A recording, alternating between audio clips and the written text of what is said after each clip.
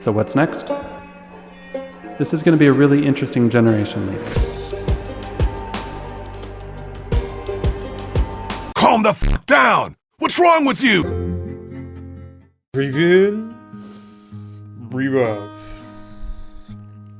So, of course, you know, chilling all that, yeah. Let's sit back, relax. Naughty Dog Dev talks PS5 and what the future might hold in store. Things like more detail, shaded technique, So, this is old.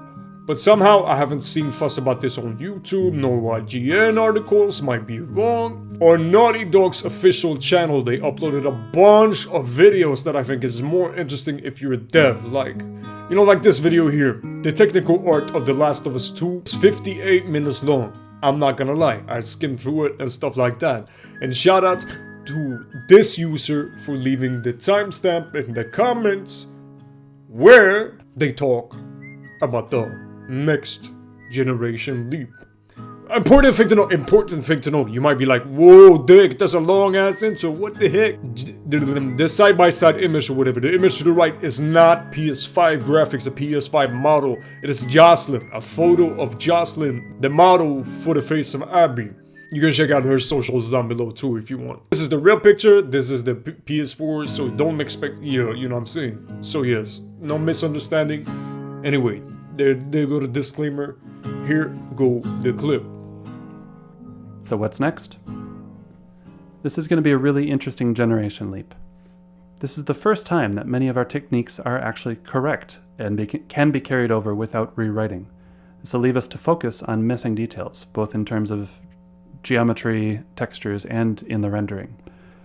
Even in this side-by-side image, there are major elements missing, like peach fuzz, localized light bounce, and hair detail. There are also a few things that are present but wrong, like poor detail and specular response.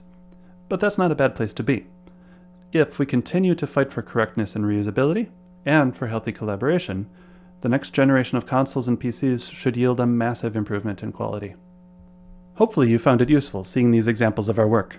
Looking back, there were a few common philosophies that made our work successful. First, recreate physical phenomena. Don't just layer hacks.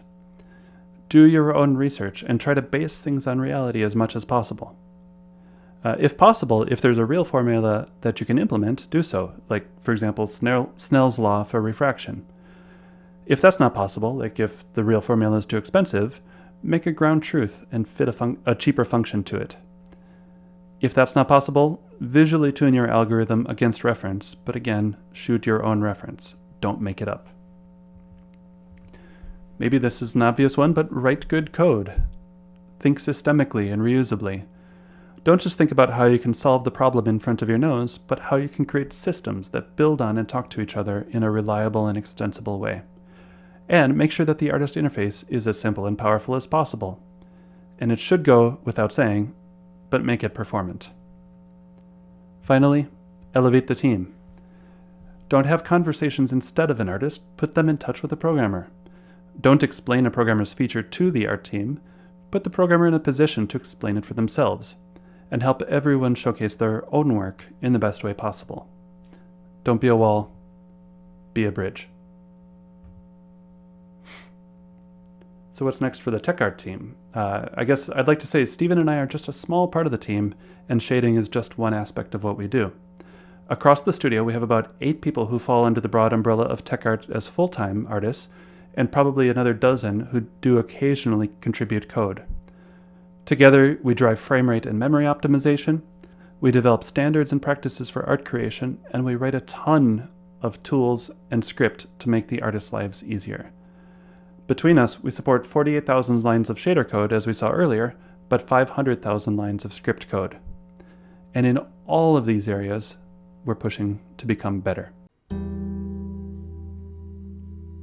Interesting. You know, this is kind of like when Neil said they have the story of The Last of Us 3 outline. You know, of course we know they're gonna make The Last of Us 3. Of course we know that, you know, PS5 obviously way better than you. But it's still cool to hear them go into detail a little bit more, stuff like that. So I'll leave the link to the video down below in the description. It is 2 developers, Steven Tang and Waylon Brink, talking about this. So I want you to take a look at this. Some of you might have already seen this already. This is a TLU. This is like made by FN. A TLU 2 render by this ArtStation user. I'm not even gonna try to pronounce that name. But I think that in the future, it probably I don't think it's far-fetched to imagine that, you know, the graphics, the fidelity of how we see it, it might look close to this, or, you know, even beyond this at the end of the day. If we take a look at Infamous Second Son, a game that came out on the beginning of the PS4 life cycle, and then you stop to think that Last of Us 2 and Infamous Second Son, those came out on the same console. At the end of the PS5 life cycle, I imagine we are in for a treat. Whoa.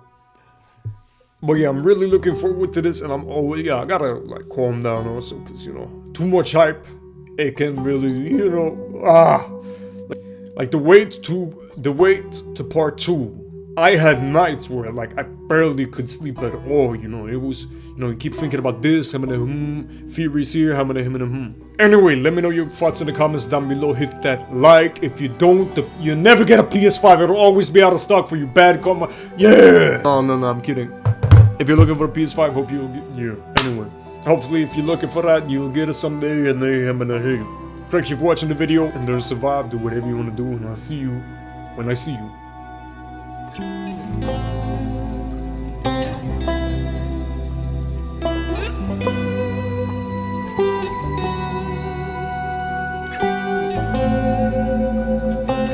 No matter what, you keep finding something to fight for.